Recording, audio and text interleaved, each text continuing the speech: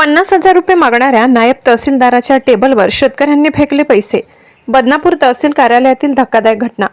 शेत रस्त्याचा प्रश्न सोडविण्यासाठी शेतकऱ्याला 50,000 रुपये मागणाऱ्या नायब तहसीलदाराच्या टेबलवर शेतकरी पुत्राने पैसे फेकल्याने बदनापूर तहसील कार्यालयात एकच खळबळ उडाली. ही घटना सोमवारी दुपारी 12 वाजेच्या सुमारास घडली असून पैसे फेकणाऱ्या शेतकरी मुलाचे वडील रुग्णालयात उपचार घेत आहेत. बदनापूर तालुक्यातील हलदोला येथील एका शेतकऱ्याचा शेत रस्त्यावरून गावातील व्यक्तीशी वाद होता.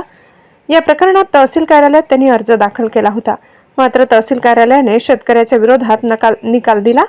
त्यानंतर शेतकरी तहसील कार्यालयात विचारणा करण्यासाठी गेले असता तिथे त्यांच्यात आणि नायब तहसीलदार हेमंत तायडे आणि बनवे यांच्यात वाद झाला.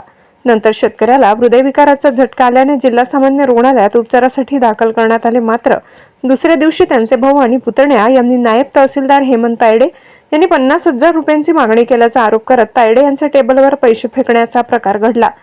या घटनेमुळे बदनापूर तहसील कार्यालयात एकच खळबळ उडाली.